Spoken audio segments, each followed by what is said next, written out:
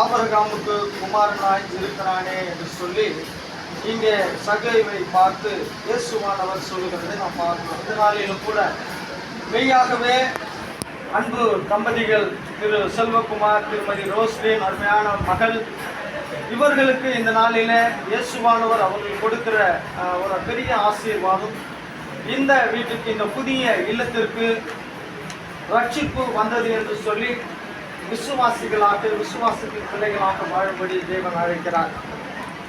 அன்புக்குரியவர்களே, மகளுடைய வாழ்க்கையில அநேக போராட்டங்கள் இருந்தது என்று சொல்லி, ஒரு குடும்பத்தில் இருக்கிறோம் என்று சொன்னால் ஒவ்வொரு குடும்பத்திலும் அநேக போராட்டங்கள் உண்டு. போராட்டம் இல்லாத குடும்பம் எதுவும் இல்லை.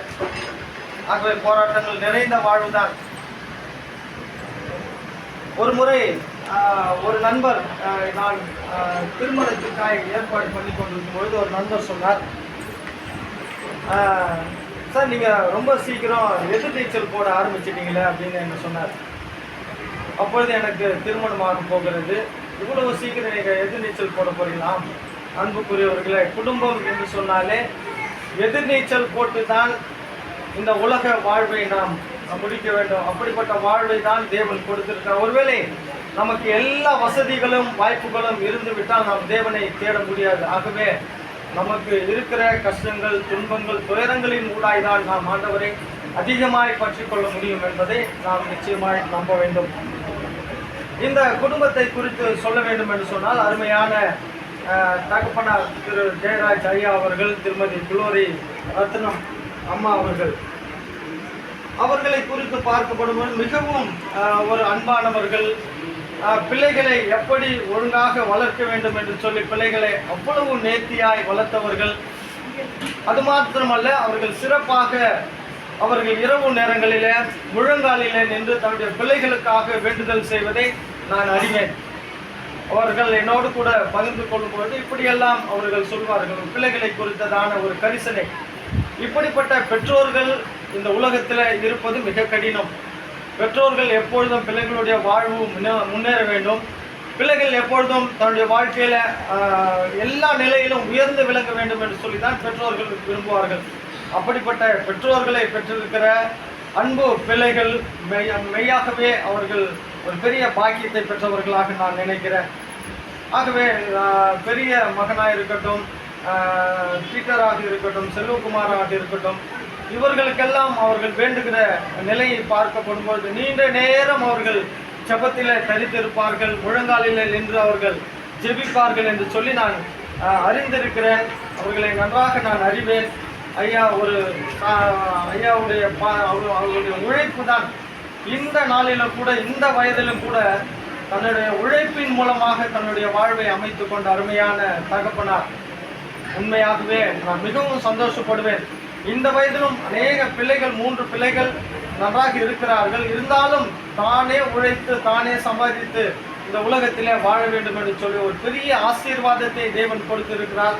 அப்படிப்பட்ட பெற்றோர்களை பெற்றிருக்கிற பிள்ளைகளும் அப்படிப்பட்ட வாழ்வை பெற்றுக்கொள்ள வேண்டும் என்று சொல்லி தேவன் கிருபை செய்வாராக. ஆகவே இந்த நாளில் அருமையான செல்வகுமாருக்கு, ரோஸ்லினுக்கு அவர்கள் வீடு கட்ட வேண்டும் என்று சொல்லி அநேக இடங்களை தேடினார்கள் என்று சொல்லி நானும் அறிவேன். ஆனால் அவர்களுடைய ஒருவேளை அவருடைய தாயாரின் ஜெபம் என்று சொல்லித்தான் நான் நினைக்கிறேன். எங்கேயும் தன்னுடைய பிள்ளைகள் வேறு இடத்திலே சென்றுவிடக்கூடாது, எப்படியாவது அருகிலே இருக்க வேண்டும் என்று சொல்லி ஒருவேளை அவர்கள் ஜெபித்திருக்கலாம். அவருடைய ஜெபத்திற்கு இணங்க தேவன் அருமையாய் இந்த பக்கத்திலேயே வீட்டை தேவன் ஒரு இடத்தை காண்பித்தார். நாங்கள் 5 மாதத்திற்கு முன்பதாக இந்த வரும்பொழுது இந்த இடத்துல நாங்கள் கால் வைக்க கூட முடியாது, அப்படிப்பட்ட ஒரு நிலை இருந்தது. இப்பொழுது தேவன் பெரிய காரியங்களை செய்து தேவன் மகிழ பண்ணியிருக்கிறார்.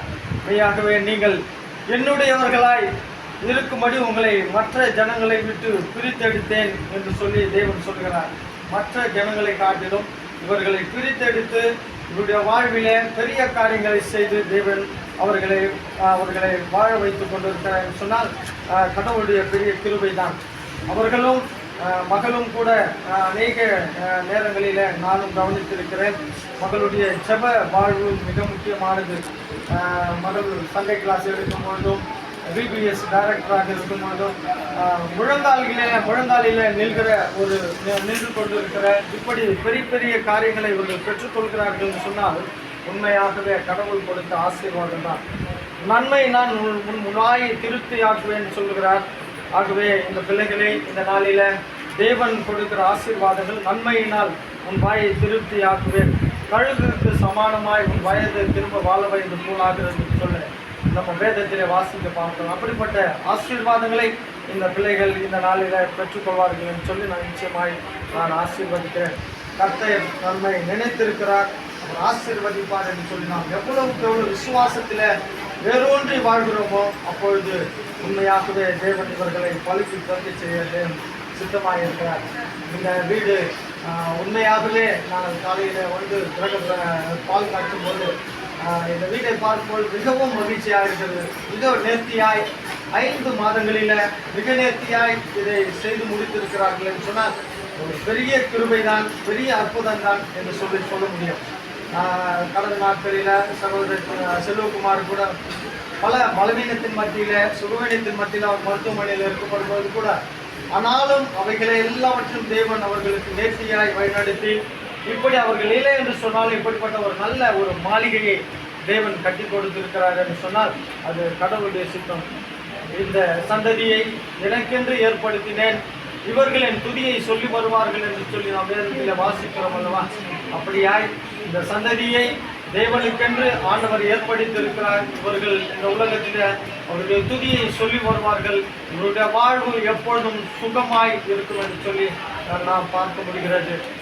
பிரியமானவனே, உன் ஆத்துமா வாழ்வது போல எல்லாவற்றிலும் வாழ்ந்து சுகமாயிரு என்று சொன்ன அந்த வேத வசனத்தின்படி இவர்கள் சுகமாய் வாழ்ந்து அநேக மக்களை நல்வழியில வழிநடத்துகிறவர்களாய், ஒரு மேற்பர்களாய் இந்த உலகத்தில் வாழ தேவன் கிருபை செய்வார்.